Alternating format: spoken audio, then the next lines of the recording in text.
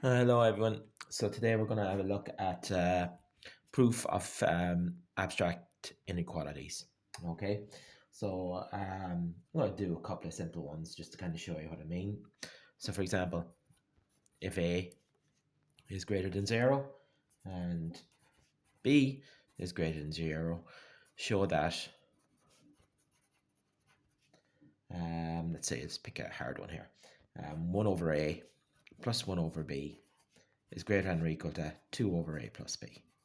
Okay, so the difference between these ones and doing it by proof of contradiction is the trick of these ones is to get it into a form whereby you can apply simple rules like the fact that when you square a number it's always going to be positive, or when you square a number it's positive, but then if you apply a negative integer multiple of it, you get a negative. So I suppose the best way to kind of explain that to you there would be something as simple as this.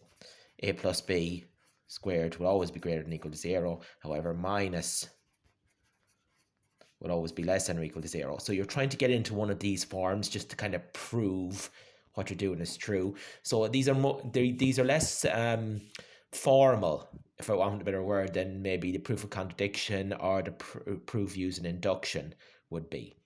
They're less formal, they're more kind of intuitive, just kind of manipulate around until you get something that you know must be true, that type of way.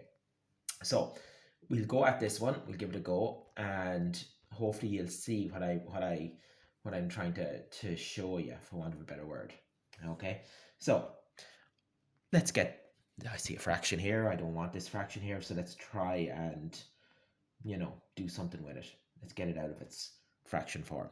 Okay, um, so let's get this to be, I suppose, one number.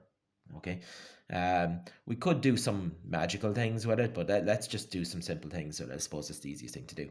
Okay, let's get this into a simple form. So common denominator AB, so it's just going to be B plus A greater than or equal to 2 over A plus B.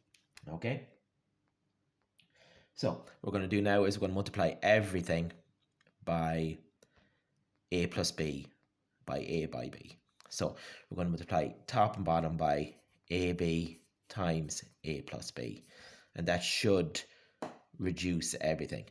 Okay, so if I multiply this side by AB by A plus B, then really the top bit is just going to be A plus B multiplied by B plus A, which is just A plus B squared. Okay, and obviously the bottom's gone because it's cancelled with that. And let's do the same to the other side.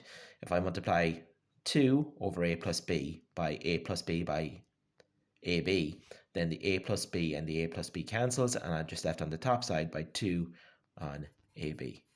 Okay, so you can see where we've gotten to here. Okay, so let's tidy this up. That's just A plus B. So it is. And that's just A plus B. So that's just A plus B by B plus A, which is A plus B squared, greater than or equal to 2AB. Okay, so let's make this. Doesn't look like there's much there, but let's square this out. Square the left, square the right, multiply them together, and double it.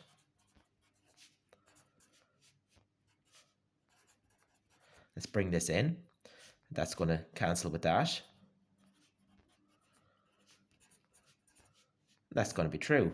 If you have two numbers and you square them, you're going to get two positive numbers. When you add two positive numbers, it's always going to be greater than or equal to 2. So QED. It's proven. So that's true because when I do all this magic to it, this will always generate a number greater than or equal to 0. So I've proven that this is true. So you can see how this can be done intuitively. Okay. All right, I'll do another one just to show you how this methodology works. Let me find a nice one for you to try. Now, let's see.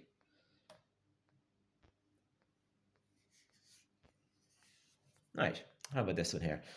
We need to show that for all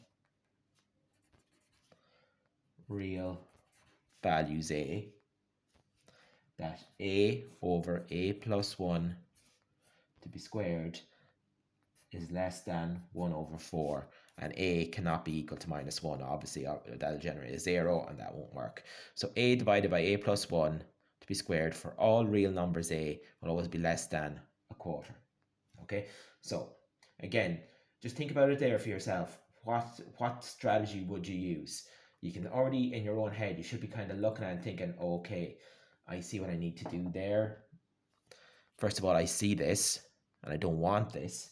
So if I multiply both sides by this, it'll get rid of the fraction. So let's try that.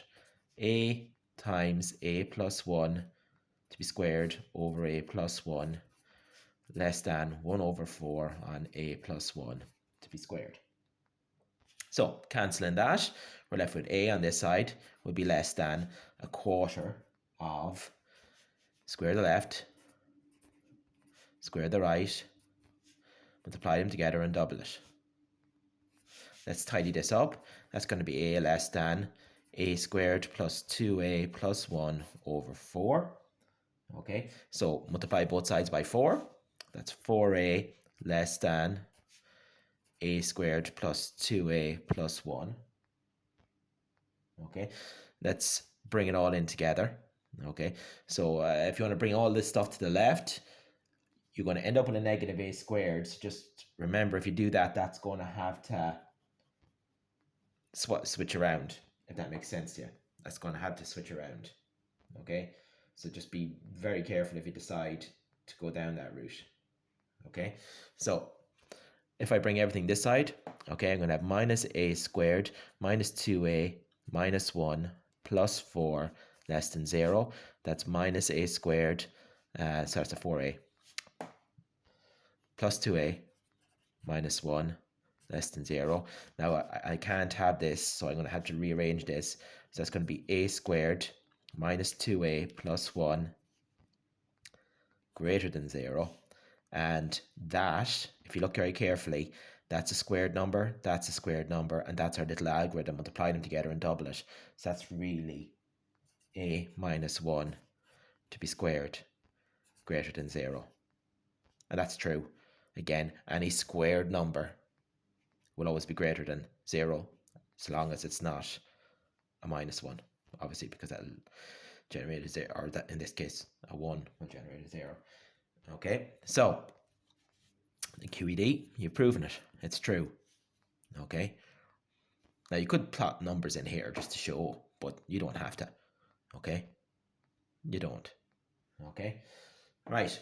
So there's some very simple inequality proofs. So give them a go.